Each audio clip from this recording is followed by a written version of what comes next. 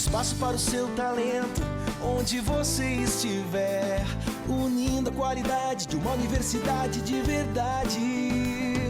A qualquer hora, em qualquer lugar, se eu penso em EAD, eu penso em Unipar. A qualquer hora, em qualquer lugar, educação à distância é Unipar. Olá pessoal, tudo bem? Bem-vindos à nossa quinta aula de legislação ambiental. E na aula de hoje a gente vai estudar a respeito do capítulo do meio ambiente lá na Constituição Federal de 88. Então,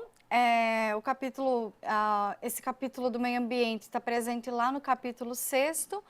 Como já falei, o artigo 225, que todos, né, têm direito ao meio ambiente ecologicamente equilibrado, bem de uso comum e do povo e essencial à sadia qualidade de vida. Então, impõe, né, ao poder público e à coletividade o dever de defender e preservar o meio ambiente pensando nas presentes e futuras gerações. Então, eu vou trazer certinho para vocês, né, como está escrito lá na Constituição Federal. Vou fazer a leitura junto com vocês e depois eu vou explicando alguns parâmetros, beleza?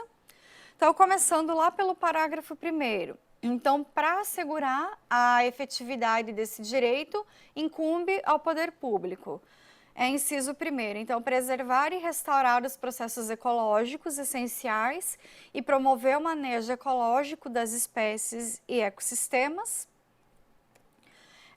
Inciso 2º, preservar a diversidade e a integridade do patrimônio genético do país e fiscalizar as entidades, né, que são dedicadas à pesquisa e à manipulação do material genético. Inciso 3º, definir em todas as unidades da federação espaços territoriais e seus componentes a serem especificamente protegidos, sendo a alteração e a supressão permitidas somente através de lei, vedada para qualquer utilização que comprometa a integridade dos atributos que justifiquem a sua proteção. Inciso 4º, exigir na forma de lei para a instalação de obra ou atividade potencialmente causadora de significativa degradação do meio ambiente, um estudo prévio de impacto ambiental a que se dará publicidade, ou seja, todo mundo conhece, todo mundo tem acesso. Inciso 5º, controlar a produção, a comercialização e o emprego de técnicas, métodos e substâncias, né, que comportem risco à vida, para a qualidade de vida e o meio ambiente. Inciso 6º, então, promover a educação ambiental em todos os níveis de ensino e a conscientização pública para a preservação do meio ambiente.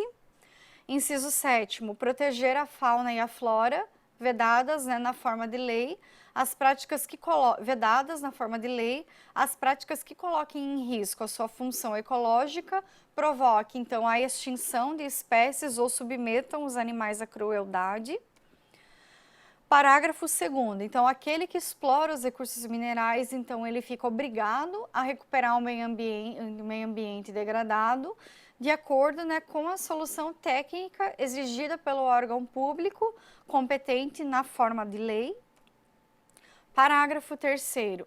As condutas e atividades consideradas lesivas ao meio ambiente sujeitarão os infratores, pessoas físicas ou jurídicas, a sanções penais e administrativas, independentemente da obrigação de reparar os danos causados.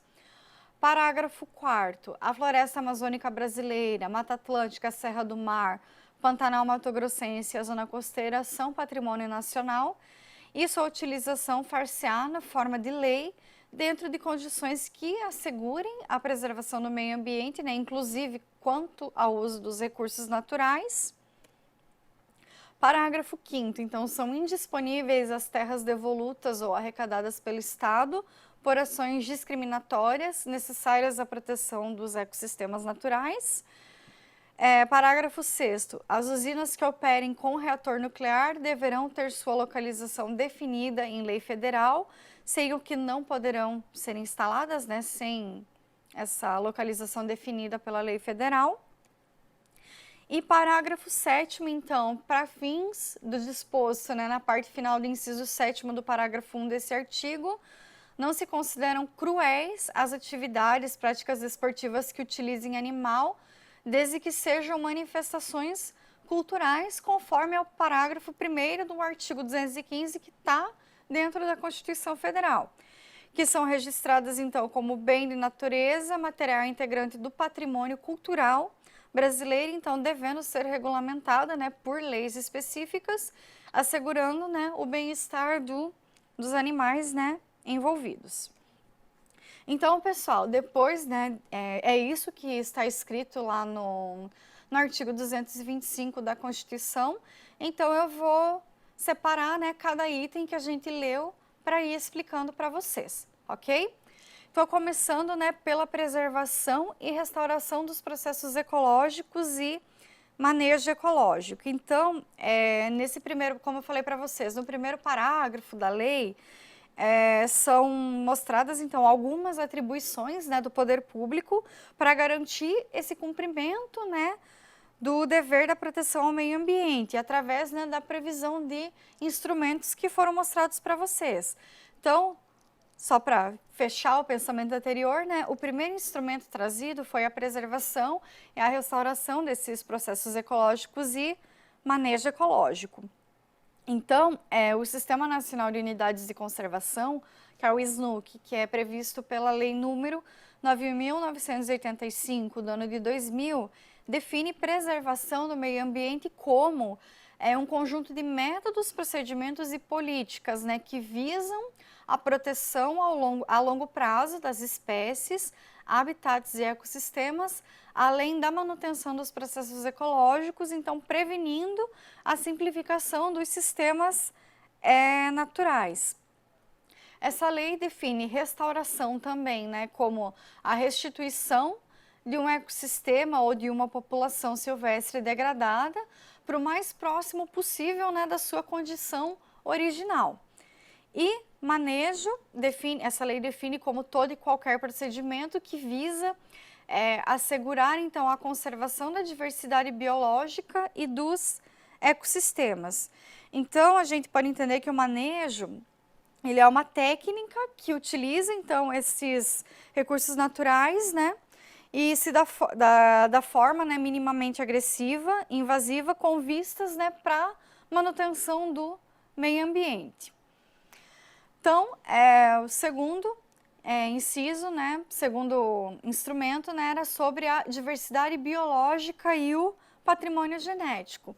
Então, de acordo, né, com a Convenção sobre Diversidade Biológica, o CDB, que é dado pelo Decreto Legislativo número 2 de 1994, a diversidade biológica, ela é a variabilidade de organismos vivos, né, de todas as origens, compreendendo, dentre outros, os ecossistemas terrestres, marinhos e outros ecossistemas aquáticos e os complexos ecológicos que fazem parte, compreendendo ainda a diversidade dentro das espécies e entre espécies de ecossistemas. E essa convenção, ela está estruturada em cima de 3 objetivos. O primeiro deles é a conservação da diversidade biológica, a utilização sustentável dos seus componentes e a repartição justa e compensativa dos benefícios derivados e da utilização dos recursos genéticos. Então, pessoal, o patrimônio genético, ele é um bem ambiental, ele é constitucionalmente protegido, então existe uma lei que protege o patrimônio genético, e o patrimônio genético, então, ele pode ser conceituado como um conjunto de informações genéticas que são contidas em plantas, em animais, em micro-organismos, no todo ou em suas partes, né, estando eles vivos ou mortos. E esse patrimônio genético, ele pode ser usado, né, cientificamente ou comercialmente pelas presentes e futuras gerações.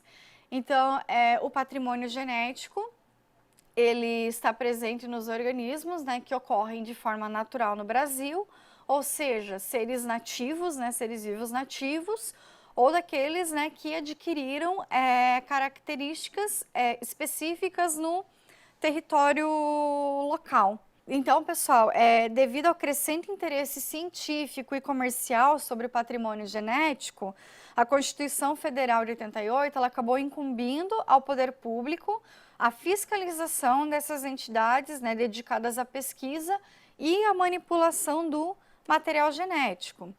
Então, existe uma lei, que é a Lei número 11.105 de 2005, que estabelece essas normas de segurança e mecanismos, né, de fiscalização sobre a construção e o cultivo, a produção, a manipulação, o transporte, a transferência, a importação, exportação, o armazenamento, a pesquisa, comercialização, resumo e liberação no meio ambiente e o descarte, né, de organismos geneticamente modificados, ou OGM, e seus derivados. Então, essa lei é uma legislação, vocês podem perceber, bem completa, que ela acaba cobrindo, né, todas as etapas, né, desde fiscalização até o descarte.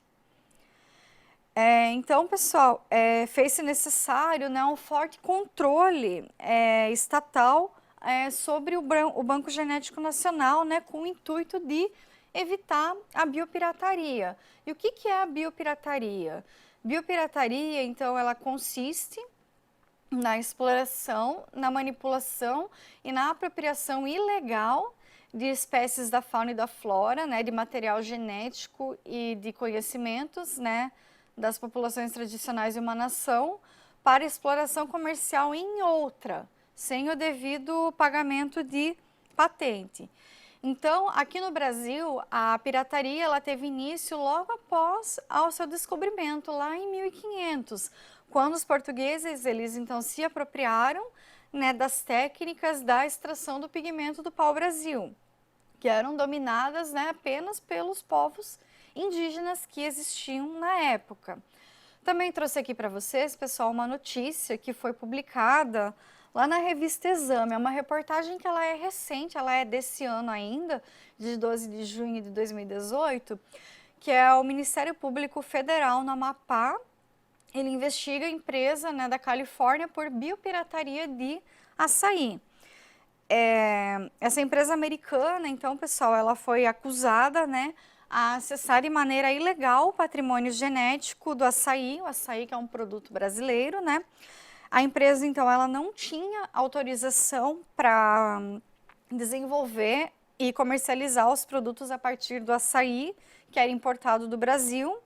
A empresa, então, ela acessou o patrimônio genético do açaí sem nenhuma autorização do Conselho Nacional do Patrimônio Genético, e esse material, então, ele foi comercializado lá no exterior. Então, essa investigação no Ministério Público, ela teve como base um processo do IBAMA, que acabou identificando, então o IBAMA acabou identificando a polpa do açaí, que a polpa do açaí, ela era exportada, né, por uma empresa lá do Amapá, que é um dos maiores produtores de açaí, para essa empresa que se chama Sambazon, que é uma empresa americana. E o material da fruta, então, ele foi acessado lá na sede da empresa, nos Estados Unidos, e a partir desse material, eles desenvolveram alimentos a partir desses princípios ativos que eram tirados lá do açaí, coletados no Brasil e comercializavam. Essa empresa, está aqui a chamada da notícia para vocês verem, e essa empresa, lá no ano de 2012, ela já foi multada, né, em R$75 mil, porque ela não tinha permissão para usar esse material genético do açaí para propósitos, né, de desenvolvimento técnico. Então, pessoal, trouxe para vocês só um exemplo, né, de biopirataria e uma notícia relativamente recente, né, de um produto que é brasileiro, ok? Só para vocês terem uma noção. Então, pessoal, na aula de hoje é só. Na próxima aula, então, a gente vai continuar falando a respeito do capítulo da Constituição Federal no meio ambiente. Vou trazer a explicação dos outros incisos e parágrafos que ficaram faltando na aula de hoje, ok? Muito obrigada, pessoal, pela atenção de todos e até a nossa próxima aula. Um espaço para o seu talento, onde você estiver, unindo a qualidade de uma universidade de verdade. A qualquer hora, em qualquer lugar. Se eu penso em EAD, eu penso em Unipar. A qualquer hora, em qualquer lugar.